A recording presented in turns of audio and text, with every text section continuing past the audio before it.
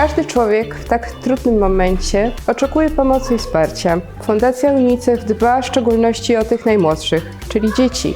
Dba o ich edukację i rozwój w tym jakże trudnym dla nich momencie. Witam serdecznie, jestem wychowawcą, też dyrektorem tutaj przedszkola. Mam na grupie swoje dzieci z Ukrainy, gdzie w okresie bardzo ciężkim i trudnym przyjechali tutaj do nas. Staramy się bardzo tutaj zaopiekować się tymi dziećmi. Również są to dzieci faktycznie po trudnych przejściach, ale budujemy tą miłość tutaj, żeby oni się czuli u nas bezpiecznie również, bo są początki faktycznie dla nich były bardzo trudne. Ale staramy się w ten sposób, żeby okazać jakby współczucie im, tą miłość, tak jak dajemy naszym polskim dzieciom również. I nie są to dzieci jakby odrzucone też od nas. Pracują z nami, są zawsze w grupie, integrują się. W występach bardzo sobie świetnie radzą, w książeczkach również. Ten polski oczywiście jest jeszcze troszkę, nie jest dopracowany, ale bardzo się starają. Naprawdę darzymy ich ogromną miłością. Współczujemy oczywiście całym rodzinom, całej tej sytuacji, ale uważam, że nasze przedszkole jest godnym przedszkolem, żeby mogły te nasze dzieci chodzić do nas i dajemy naprawdę, wydaje mi się, ogromny przykład rodzicom, gdzie my się tu bardzo staramy i naprawdę obie z panią dyrektor robimy również dużą pracę nad tymi dziećmi. No myślę, że są naprawdę zaopiekowane bardzo u nas.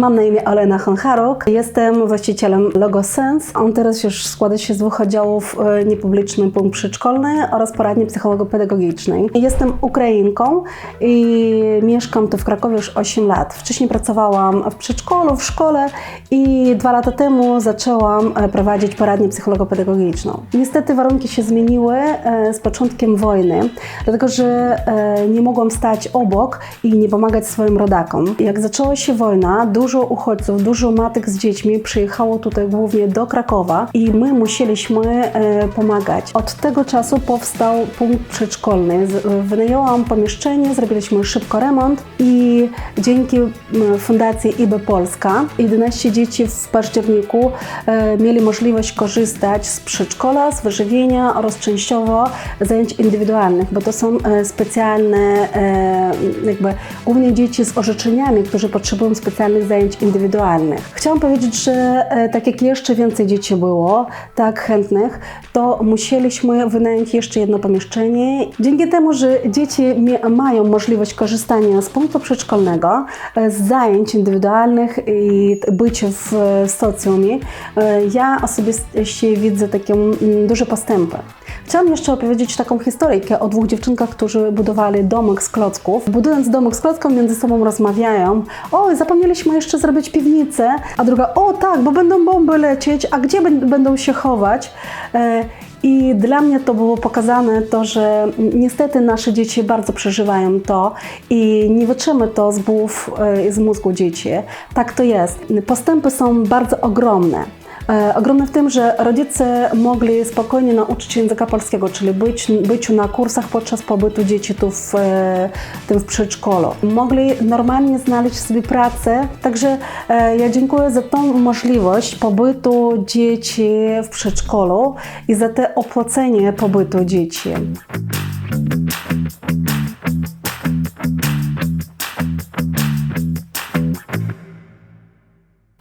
Joanna Koegzy, główna koordynatorka projektu Kraków Wspólnie, Fundacja Internationale Bund Polska. Bardzo się cieszymy, że dzięki współpracy nawiązanej przez naszą fundację z Wydziałem Edukacji Urzędu Miasta Krakowa i z UNICEF-em, dzięki któremu zadanie to możemy finansować, zapewniamy ponad 200 miejsc, bezpłatnych miejsc w krakowskich przedszkolach dla najmłodszych Ukraińców, osób uciekających przed wojną w swoim kraju. Ta możliwość daje tutaj szansę dzieciom na integrację, na poznawanie języka, na zapominanie tak naprawdę często o bardzo trudnej trudnej i ciężkiej codzienności, które są częścią życia tych dzieci, to również ogromna szansa dla mam i opiekunów tych dzieci na odnajdywanie się tutaj w Polsce, w nowym miejscu, na rynku pracy, na podnoszeniu kompetencji i na odnajdywaniu po prostu zwykłej codzienności.